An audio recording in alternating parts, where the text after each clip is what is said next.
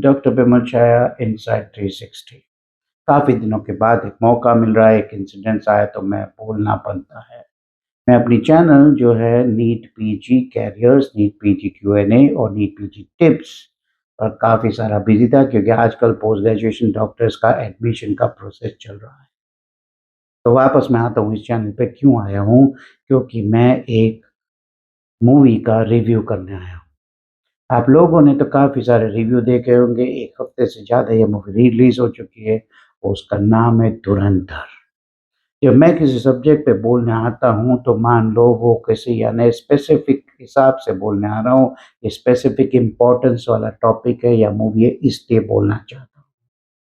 भाई जब इसका ट्रेलर आया था, तब मुझे तो ऐसा लग रहा था कि मान लो रणबीर कपूर की जो मूवी है एनिमल जो मूवी है, उसमें जिस तरह का वायलेंस बिका, मैं बोल रहा हूँ वायलेंस बिका। हालाँकि उसकी जो एक्ट थी और उस पिक्चर में जो वायलेंस बताया था वो उस पिक्चर के लिए एप्रोप्रिएट था। थोड़ा ज़्यादा था, कम था, बताना चाहिए, सेंसर करना चाहिए लेकिन जो कुछ होता है उसे सेंसर करना ही क्यों चाहिए? आप एडल्ट का डाल दो और एडल्ट बताओ कंटेंट। तो वो जो वायलेंस बिका उसके सक्सेस के ऊपर कोई और मूवी बना रहा है, उसी तरह का वायलेंस और एक्टर होता है रणवीर सिंह। उसी तरह के बाल, उसी तरह की दाढ़ी, तो उसमें तो कुछ पता नहीं चल रहा था कि ये कुछ इस तरह का मामला है जहाँ पर इंडिया का मूवी है और Pakistan how it conspires against India and how it targets India. तो वो उस किस्म का जो टीज़र था, ट्रेलर था, उसमें ऐसा नहीं पता चल रहा था, या तो हमने ध्यान भी नहीं दिया था। मूवी रिलीज़ होता है, पहला ही रिव्यू देखता हूँ मैं, ऑथेंटिकेटेड कुछ पत्रकारों का रिव्यू देखता हूँ, मुझे बिल्कुल समझ में आ गया ये क्या मूवी है। जिस तरह से इसने पिकअप लिया और मैं दूसरे ही दिन अपने इतने बिज़ी शेड्यूल में भी I made sure that I will go and watch this movie. ये पौने 4 घंटे की मूवी है, साढ़े 3 पौने 4 घंटे की मूवी है, मैं और मेरी वाइफ़ देखने जाते हैं। जिस तरह का रिव्यू में डिस्क्राइब किया था, वो ही मैं एक्सपीरियंस करता हूँ। मैं जब पिक्चर स्टार्ट होता है, स्टार्ट से लेके एंड तक देखता हूँ, पूरा हाउसफुल सिनेमा है। पूरा हाउसफुल सिनेमा और कोई भी हिल नहीं रहा है अपनी सीट पर से। रणवीर सिंह की जब एंट्री होती है, तब आपका दिल भी मान लो एक टाइम स्टॉप हो जाता है। यानी जब मूवी स्टार्ट होती है, तो ये है कि जो कंधार प्लेन हाईजैक हुआ था, वो उस इंसिडेंट से स्टार्ट होती है जब हमारे फॉरेन मिनिस्टर और हमारे आईबी के चीफ उस टाइम के, हमारे आज के जो है एनएसए है, मिस्टर अजित डोभाल। वो जब प्लेन में चढ़ते हैं, प्लेन में जो संवाद होता है आतंकवादियों से, वहाँ जो माहौल था, वो देखकर आपका खून खौल जाता है। यानी तब उसी सीन में समझ में आता है कि ये तो मूवी है, ये बिल्कुल जो इंसिडेंसेस थे, उसे वैसे के वैसे रख दिए हैं। कैरेक्टर्स के नाम ऊपर-नीचे किए हुए, चेंज किए हुए हैं। डिस्क्लेमर तो ज़रूर इन लोग बोलते हैं कि ताकि कोई केस ना हो जाए, कि भई ये थोड़ा फ़िक्शन है, ये वैसा है, लेकिन आपको मैं दावे से कहता हूँ जब आप देखोगे, इसमें 1% भी फ़िक्शन नहीं लगेगा। आई मीन तब समझ में आता है, कई सालों से हम पता है कि जिस तरह का आतंकवाद इंडिया सहन करता है पड़ोसी मुल्क से, जिस तरह की साजिश होती हैं, जिस तरह के अटैक्स हुए हैं, 1970 जो वॉर्स तो बात अलग है, उसके बाद जिस तरह के सीक्वेंशियल टेररिज़्म के वॉर टेररिस्ट अटैक्स हुए हैं, वो फिर पार्लियामेंट हो गया, क पार्लियामेंट अटैक हो गया, 2001 कंधार प्लेन हाईजैक हो गया, शायद 1999 की बात है। और उसके बाद जो है ये वाला जो उरी अटैक हो गया, पहलगाम अटैक हो गया, पुलवामा अटैक हो गया, पठानकोट का अटैक हो गया, उधमपुर का अटैक, जो भी है, इंडिया का जो कॉन्स्पिरेसी चल रहा है, वो एक दौर था जब आए दिन हम आए दिन हमको न्यूज़ मिलते थे, यहाँ अटैक हो गया, वहाँ अटैक हो गया। मैं जब घर से जाता था, मैं कहीं छुट्टी बिताने जाता था, तो हमेशा डर रहता था कि साला कहीं अटैक ना हो जाए, ऐसा है कहीं बॉम्ब ना फट जाए। वो एक दौर था। And this is a declared policy of the neighbouring country. हमारे पड़ोसी मुल्क की एक डिक्लेयर्ड पॉलिसी है कि इंडिया को कैसे परेशान किया जाए, भारत को कैसे परेशान किया जाए, भारत को कैसे डिफीट किया जाए। तो उन्होंने सोच लिया जो हुए कि 65 का वॉर, 71 का वॉर और कारगिल वॉर, उसके बाद इन्होंने तो ये मान लिया था, कारगिल वॉर तो काफ़ी लेट है। 71 वॉर के बाद 65-71 में इन्होंने मान लिया कि भाई कन्वेंशनल वॉर जो है, face to face military, air force और नेवी का जो वॉर है, उसमें हम कभी नहीं जीत सकते। तो अब ऐसे नहीं जीत सकते तो क्या करेंगे? और फिर आता है कश्मीर में इन्फिल्ट्रेशन, 90s का वो दौर आता है, कश्मीरी पंडित्स को निकाला जाता है और फिर सारे ही इंडिया में पॉलिसी ये रही कि भई अगर इसको आप डायरेक्टली नहीं मार सकते तो छोटे-छोटे घाव दिए जाएँ। The policy was named by the ex-president and the dictator military head of Pakistan, that is Ziaul Haq. General Ziaul हक ने जो है, जिन्होंने जो बेनज़ीर भुट्टो के जो फादर थे, जुल्फ़िकार अली भुट्टो को फांसी की सज़ा लगा दी थी। Prime minister, sitting prime minister को अरेस्ट करके फांसी लगाई थी। तो उसने ये पॉलिसी बनाई कि भाई इंडिया को माना है तो bleed India with 1000 cuts. I am putting this as it is, bleed India with 1000 cuts, यानी इंडिया को 1000 घाव दे दो, 1000 बॉडी में कट्स लगाओ और उस तरह से इसे मारो, खून बहाकर। और एग्ज़ैक्टली उसी तरह से जो आईएसआई का मेजर है, वो जब इंडियन स्पाई को पकड़ता है तो वो ही स्टेटमेंट बोलता है। भाई जो मूवी है वो बिल्कुल अनअपोलोजेटिक है। यानी अनअपोलोजेटिक है क्या, कि जो है वैसा मैं बता रहा हूँ, ना कोई मुझे शर्म है, ना मैं किसी से माफ़ी माँगूँगा, ना मैं किसी भाईचारे की बात, मैं तो सभी का भाई हूँ, लेकिन मैं किसी का बुरा नहीं चाहता, लेकिन जो फैक्ट है वो मैं रख रहा हूँ। और फैक्ट में कौन बुरा है, कौन अच्छा है, किसने क्या किया, ये आप इसमें से असेस कर लो, आप जान लो। पूरा ही पाकिस्तान के ऊपर बेस है, पूरा ही पाकिस्तान का कराची का जो एरिया है, जिसे बोलते हैं लियारी एरिया, वहाँ का गुंडाइज़्म, वहाँ का माफियाइज़्म, वहाँ का जो गैंग वॉर्स, वो एक हकीकत है। आज किसी भी पाकिस्तानी से आप पूछ लीजिए, मैं जब सऊदी अरेबिया में था तो मेरे तो कितने सारे पाकिस्तानी फ्रेंड्स थे। या फिर अभी आप अभी चैनल्स में भी देखिए, जो पाकिस्तान में रियल जो रहे, जो पाकिस्तान से निकल गए, वो आपको लियारी एरिया के बारे में बताएँगे। जो रहमान डकैत या रहमान बलूच और जो भी है, जो भी जो बताए, जहाँ वहाँ पॉलिटिशियन बताए, तो लियारी वो एरिया है जहाँ से PPP, Pakistan people's party, Benazir Bhutto की पार्टी, वही तो जीतती थी। सिंध प्रोविंस का ये कैपिटल है कराची, और कॉमर्शियल कैपिटल ऑफ पाकिस्तान जैसे हो गया बॉम्बे ऑफ पाकिस्तान, मुंबई ऑफ पाकिस्तान है, जहाँ से कॉमर्शियल कैपिटल। तो हमें मुंबई में भी तो यानी माफियाइज्म, गुंडाइज्म, स्मगलिंग और गैंग वॉर्स देखे हैं मुंबई ने वो दौर, आज भी होंगे लेकिन कम स्केल पर है। तो वो तो कराची में भी था, लेकिन वो जो नेक्सस था, यानी उसमें जो है नकली नोट छापना, नकली इंडियन नोट छापना, और फिर उसमें से फंडिंग करना, आईएसआई जो है उससे लिंक हो जाता है, उनकी सीक्रेट एजेंसीज इन लोगों के साथ मिल के, और जो वहाँ के माफियाज है फिर हथियार वगैरह मिल के, वो इनको इन्वॉल्व करके इन्हीं के पास स्पॉन्सर करवाते हैं जो attacks on India. Ranveer Singh का कैरेक्टर है, या किसी भी कैरेक्टर को बोलिए, रहमान बलूच, रहमान डकैत बोलिए, आप जो है अपने रणवीर सिंह हो गया, या रहमान डकैत का जो कैरेक्टर अक्षय खन्ना ने जो किया हुआ है, या फिर जो आईएसआई एजेंट का जो किया हुआ है जो कैरेक्टर, या फिर जो चौधरी जो पुलिस वाला है जो संजय दत्त है, सबके कैरेक्टर, या फिर राकेश बेदी का जो पॉलिटिशियन जरदा जमाली का जो कैरेक्टर किया हुआ है, आई मीन एक-एक कैरेक्टर आपको लगेंगे वो कैरेक्टर में जी रहे हैं। अब वो कैरेक्टर्स वो सही में रियल लाइफ में भी थे। रणवीर सिंह जब एंटर होता है तो क्या ही एंट्री है। ये कोई हीरो वाली एंट्री की बात मैं नहीं कर रहा हूँ दोस्तों, हीरो वाले की बात जहाँ सीटी मारते हैं वो एंट्री की बात है ही नहीं। आई मीन वो जब आता है, जब उसे लैंड करता है पाकिस्तान की धरती पर, जब उसे वहाँ पहुँचाया जाता है एक पर्पस के लिए, इंडियन एजेंसीज जब ये हाईजैक का मामला होता है तब देखती है कि भाई जिस तरह के अटैक्स हो रहे हैं तो इसमें अब टैकल कैसे करना। तो जब ये टेररिज्म है, उनका नेक्सस है, उनका जो सेंटर है, तो वो डिसाइड करते हैं।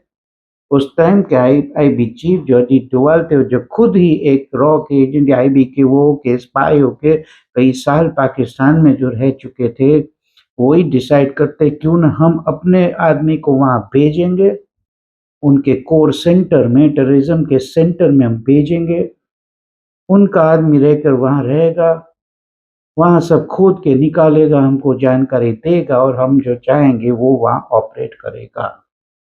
वहाँ किसी को यानी टर्मिनेट करना है यानी एग्जीक्यूट करना है, वो भी हमारा काम करेगा।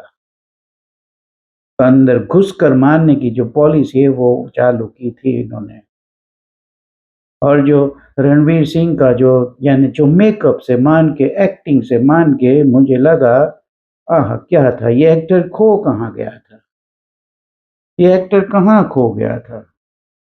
यानी वो जो है, वो जो धरती है अफ़गानिस्तान की, जो धरती है बलूचिस्तान की, जो धरती, जो रूह की सूखी धरती, हेलीकॉप्टर से उतरता है, क्या ही मेकअप, क्या ही हेयर स्टाइल, क्या ही इमोशन, क्या ही एक्सप्रेशन, क्या ही body language. Means you feel that you are also there. कई बार आपको उसकी परिस्थिति, उसकी लाचारी, उसकी बेबसी देखकर आपको भी आँख में आँसू आ जाएँगे। वो वहाँ की गैंग में जो रहमान डकैत जो है, जो कराची का मेन, जो बलोच का जो किंग माना जाता था, बलोच लोगों का किंग और कराची के एरिया को कंट्रोल करता था, उसके गैंग में वो घुसता है, उसका कॉन्फिडेंस जीत लेता है, पॉलिटिशियन की लड़की के साथ वो उसको प्यार में फँसाता है, फँसाना नहीं बोलेंगे, प्यार तो उसका रियल था, फिर भी it's a part of his policy, of his game to win everyone.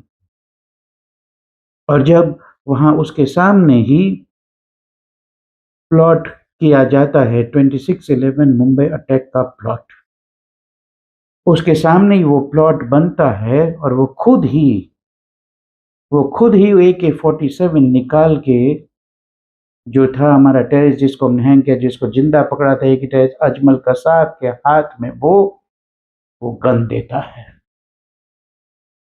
क्योंकि उसे तो वहाँ एक्टिंग करना था।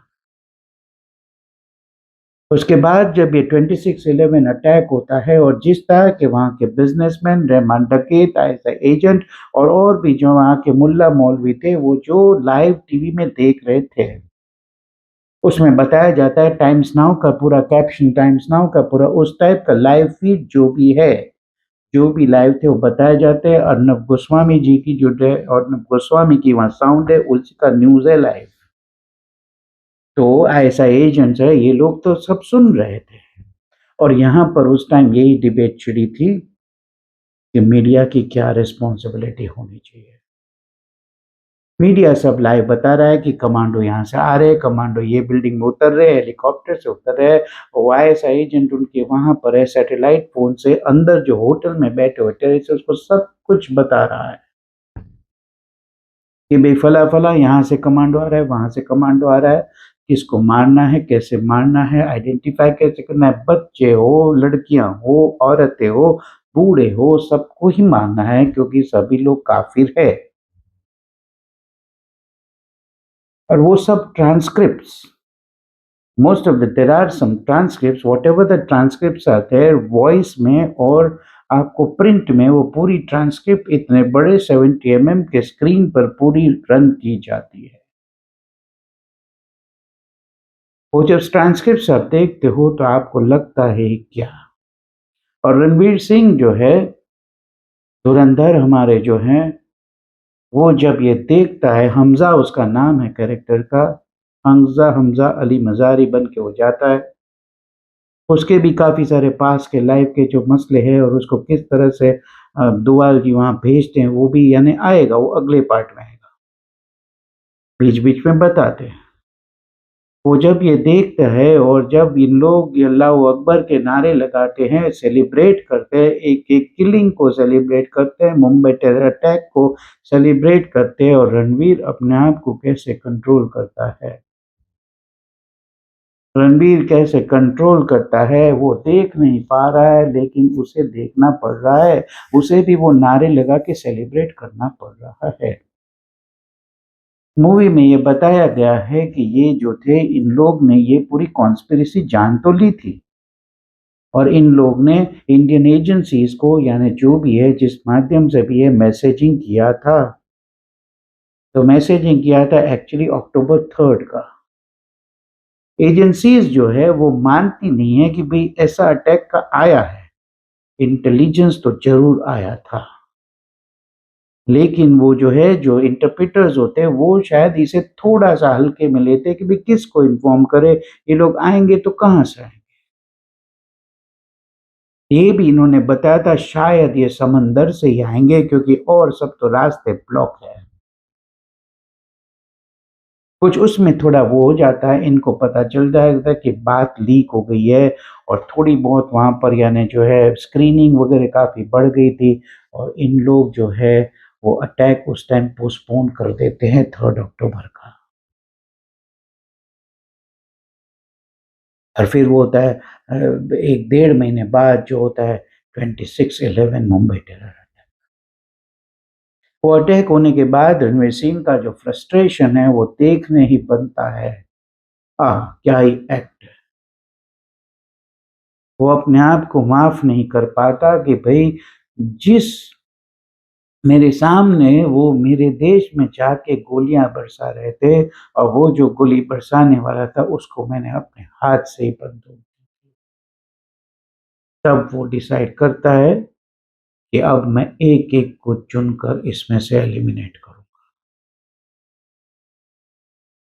पिक्चर में जो साउंड ट्रैक है, जो साउंड जो गाने हैं, इसको गाने नहीं, जो साउंड ट्रैक है, वो जिस तरह से इंसिडेंट्स में जिस तरह से मिक्स किया गया है।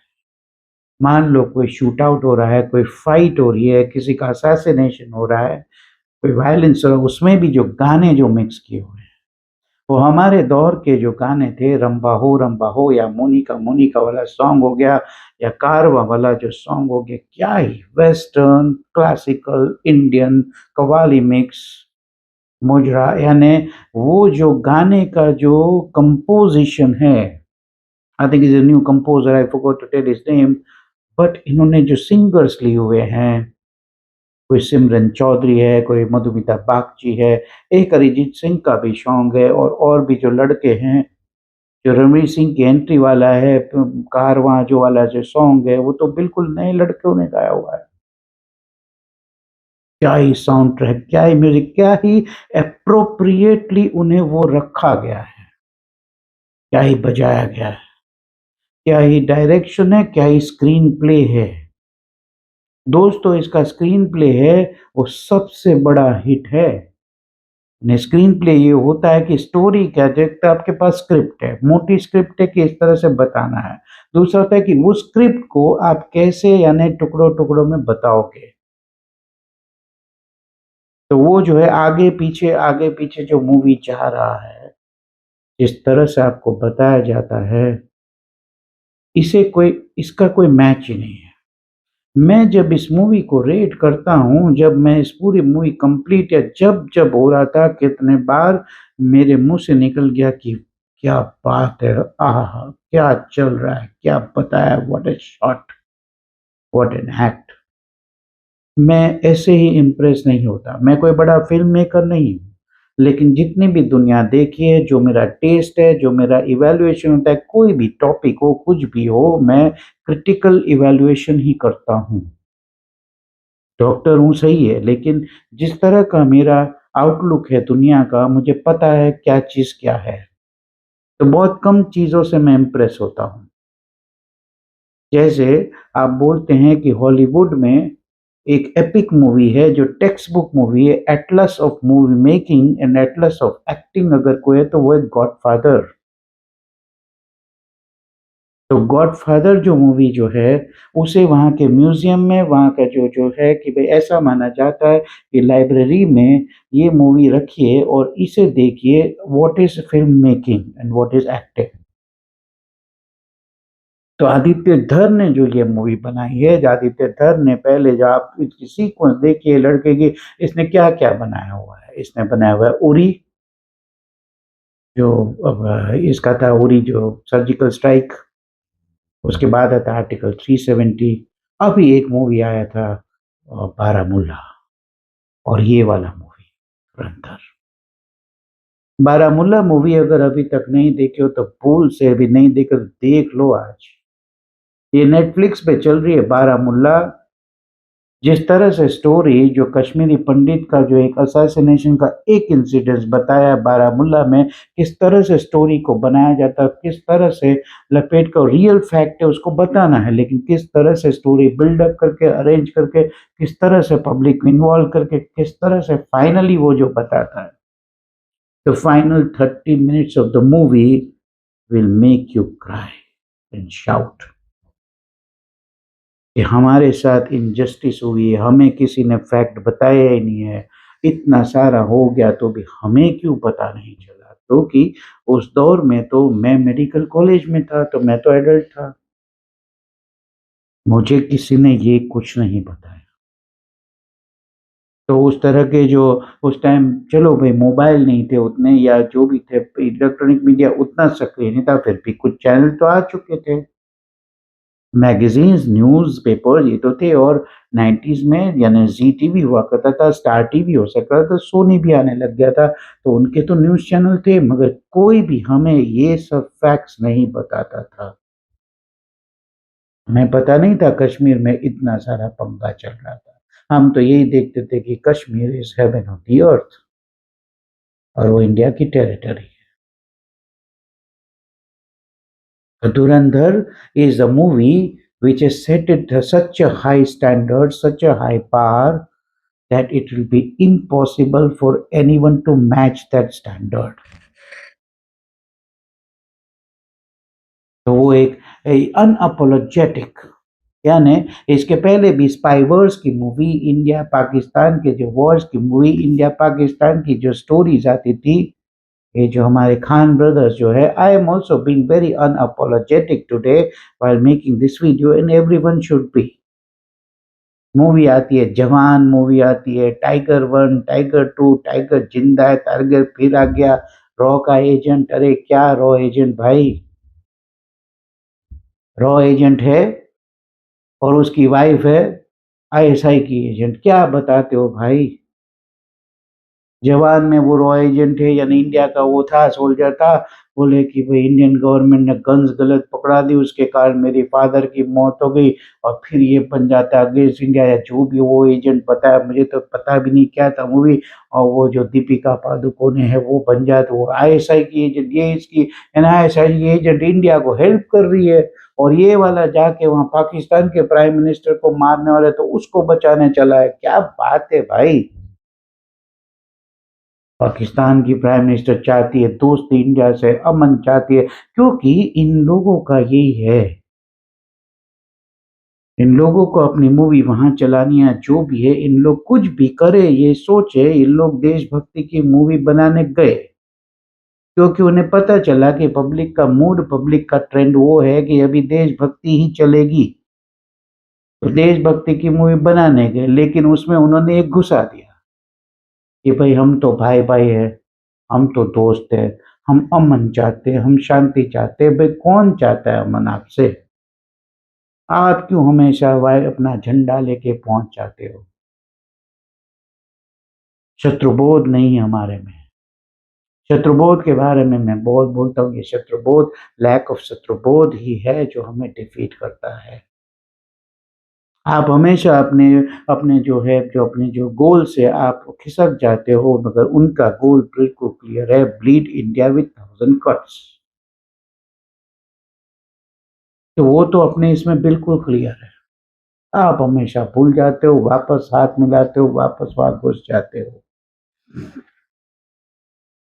इस तरह की मूवी इन्होंने बनाया, क्योंकि हो सकता है इनके स्पॉन्सर्स भी वहीं के हो, इनके स्पॉन्सर्स ऐसे हो जो इन्हें जानबूझकर स्क्रिप्ट में इन्हें चेंज लाते हो, या तो आपके माइंड में ही वो नहीं है, वो जुनून, वो जुस्सा, वो देशभक्ति नहीं है, तो आप उसे स्क्रीन पे ला ही नहीं सकते।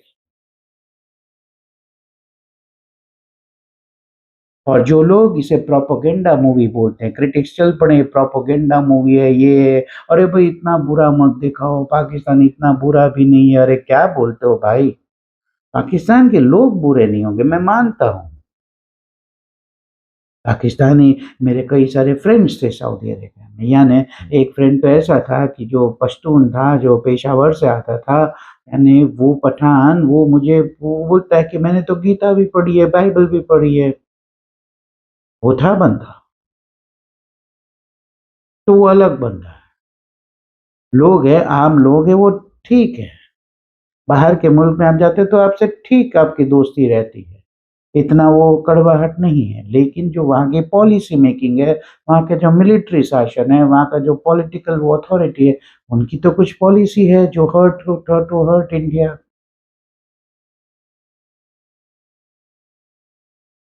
तो बिल्कुल unapologetic, and why to be apologetic? And people are targeting also the actors who acted in this movie. Why? अच्छा, आप जब बोलते हो कि भई, जब तो आप बोलते हो कि इनके बारे में ऐसा मत फैक्ट्स बताइए, तो मान लो गुजरात राइट्स हुए या और भी कोई हुए, या जो हमारे भी जो धर्म वाले जो संत होते हैं, महात्मा गुरु होते हैं, वो भी कई बार करप्शन हो, स्कैंडल्स हो, उसमें फँसते हैं, या उनका भी कुछ ऐसे बैकग्राउंड वाला कोई निकले, वो पिक्चर में खुल के बताते हैं ना, तो खुलेआम पिक्चर में आता है, तो वाहवाही होती है कि सही बताया। ठीक है ना, ये सही बताया, लेकिन जब ये वाला बताते हो तो बोले नहीं, नहीं, नहीं ऐसा नहीं बताना चाहिए था, इसमें दुश्मनावट, भई दुश्मनावट क्यों बढ़ेगी? भई यहाँ के भी जो लोग हैं, दे शुड अंडरस्टैंड कि सही बताया, वो लोग जो करते हैं, दुश्मनावट करते हैं, अटैक करते हैं, तो सही बताया। मैं कुछ शॉर्ट्स देख रहा था, कुछ यूट्यूब वीडियो देख रहा था, जो फॉरेन में जो पाकिस्तानी हमारे हैं, जो फॉरेन में पाकिस्तान है, उनका वीडियो, वो लोग धुरंधर देखने गए। तो उनको पूछ रहे हैं, क्या ये मूवी एंटी पाकिस्तानी है? तो वो लड़के लड़कियां एलीट लोग हैं, एकदम वहाँ फॉरेन में रह रहे, वो बोल रहे कि भाई कौन बोलता है ये अगेंस्ट पाकिस्तान है? भाई पाकिस्तान की मूवी है, पाकिस्तान का जो एरिया, पाकिस्तान का जो बताया, बिल्कुल फैक्ट बताया है भाई। वो जो कई वीडियो है, पाकिस्तान की लड़कियां पाकिस्तान के, भाई जो बताया वो सही है, वही तो हो रहा है, वही तो है वहां पर।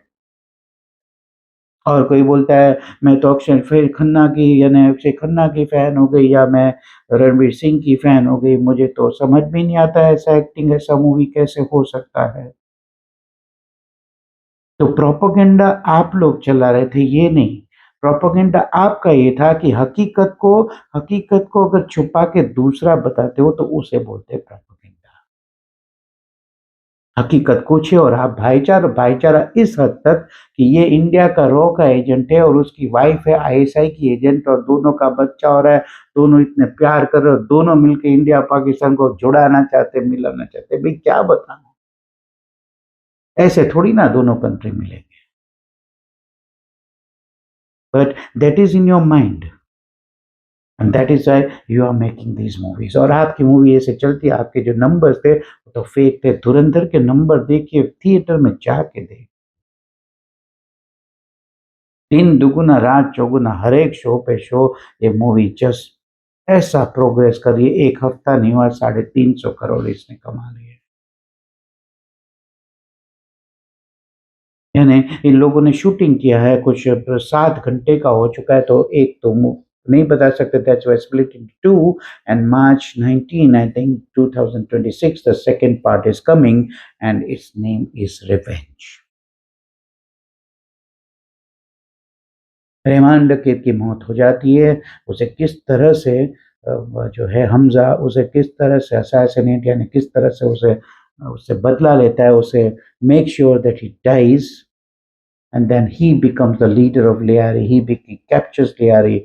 और फिर शायद रिवेंज में ये आएगा कि ही डिसाइडेड, उसके पास एक नोटबुक है जहाँ पर इनविजिबल वर्ड्स है, और वो कुछ केमिकल लगाता है तब वर्ड्स विजिबल होते हैं, उसके नोटबुक में लिखा हुआ है किसे कब एलिमिनेट करना है। तो ये जो घर में घुसकर मारने की अननोन गनमैन की जो कहानी है, ये सब रियल है। And the movie will just blow up your mind. ये मूवी आपका पूरा ही concept clear, it will make crystal clear everything to you. and we should appreciate these people who have also acted, who decided to act in this, क्योंकि आजकल तो लोग डरते हैं। आदित्य धर की जो वाइफ है, जो यामी गौतम है, इसे एक एक पॉडकास्ट या कुछ मैं देख रहा था, तो उसे कोई पूछ रहा है कि मुझे लोग क्रिटिसाइज करते, क्रिटिसाइज करने का पॉइंट क्या है पता है? क्रिटिसाइज करने का पॉइंट है तुम तो नेशनलिस्टिक मूवी करते हो। अरे भाई, अगर मैं मेरे देश में मैं नेशनलिस्ट कैरेक्टर, नेशनलिस्ट मूवी करती हूँ तो क्या ये बुरा है? अच्छा, नेशनलिस्ट यानी क्या हो गया? नेशनलिस्ट यानी क्या कोई गाली है? नेशनलिस्ट यानी क्या कोई बुरा है? आज मैं अपने देश पर गर्व करूँ, अपने देश के बारे में बात करूँ, देश के लिए शौर्य की बात करूँ, मिलिट्री की बात करूँ या उससे गर्व की बात करूँ, तो क्या ये गलत है? उस तरह के मूवी बनाऊँ, उस तरह का रोल अदा करूँ, तो क्या ये गलत है? किस तरह की मेंटालिटी है ये? यानी इन लोग जो है नेशनलिस्ट को इन लोग हिंदुत्व से जोड़ देते हैं, सीधा-सीधा बता रहा हूँ। क्या क्या ही मेंटालिटी है, किस किस तरह की सोच है, लेकिन अब पब्लिक इन सबको नकार रही है। People have rejected their ideas, people have rejected their movies, people don't want to hear them or have a look at shit about them. They don't want to hear all those things. आप अपना कचरा बनाते रहो, हो जो भी है आपके जो ब्लैक के पैसे जाओ, हम लोग ये सब नहीं देखने वाले। दिस इज़ न्यू इंडिया, और न्यू इंडिया के बारे में आई एम ईगरली वेटिंग। अगर किसी ने मूवी नहीं देखी है, तो जाके देखिए। मैं बोलता हूँ ये मूवी देखना इसलिए भी ज़रूरी है because the tickets you will pay, tickets उतनी हाई नहीं है। टिकट्स जो आप दोगे, this encourages these kind of producers and directors and actors to make these movies, और हमें ऐसे मूवी चाहिए।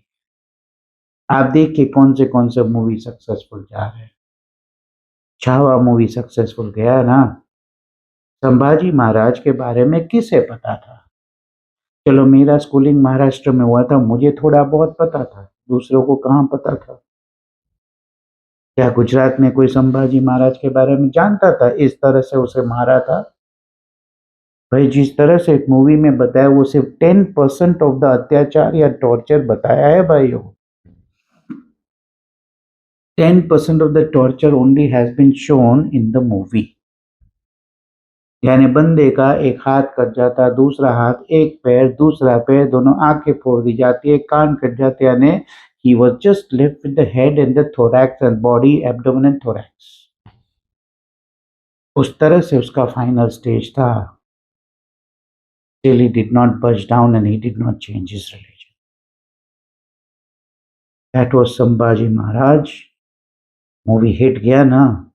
आपने ये कहानी छुपाए रखी, आपने यही बताया Mughal the great, Jahanara, Shah Jahan, Taj Mahal, Akbar the great, Shah Jahan the great, ये तो मूवीज बनी थी। जैसे हमें तो बच्चे थे तब हमें तो यही था कि अकबर तो हमारा किंग था, अकबर ही हमारा किंग था, अकबर ही हमारा राजा, अकबर जैसा तो कोई हुआ ही नहीं, इंडिया में पैदा हुआ ही नहीं, कहा। इस तरह का हिस्ट्री हमसे छुपाया गया है। There is a big scandal and conspiracy, और अब जो लोग हैं इनका भी कॉन्फिडेंस बढ़ गया है। जो लोग ये मूवी बना, इन लोग का कॉन्फिडेंस बढ़ गया है, इसलिए ये लोग अब ऐसा मूवी बना रहे। तो देशभक्त लोग थे वो सब अब बाहर आ रहे, रियलिस्टिक जो रियल फैक्ट्स थे वो रख रहे हैं, क्योंकि अब ऑडियंस को भी चाहिए कि हमें जानना है हमारा रियल हिस्ट्री, रियल पास्ट, इसलिए ये बन रहा है, and we should encourage them. Kantara part 1, Kantara part 2 successful, पूरी successful, Kashmir file successful, Kerala story successful हो रही है ना, because they are showing the fact unapologetically. You want to see that. ठीक है, तो है इसके बारे में इतना ही है, and I wish that everybody should go and see this movie. और कई सालों बाद ऐसा लग रहा है कि I feel that I should see this movie second time. हो सकता है नेक्स्ट वीकेंड में my son comes, I will see this movie second time. ये मूवी बनता है 5 stars, 10 out of 10, 5 out of 5। Thank you Aditya धर, thank you Ranveer Singh, thank you सारे actors जिन्होंने ये मूवी हमारे सामने ला के रखी। और हमारे को एक उफ, वो पता नहीं हमारे सामने क्रिस्टल क्लियर सब कुछ कर दिया। Have a good day, thank you very much, have a good Sunday, thank you.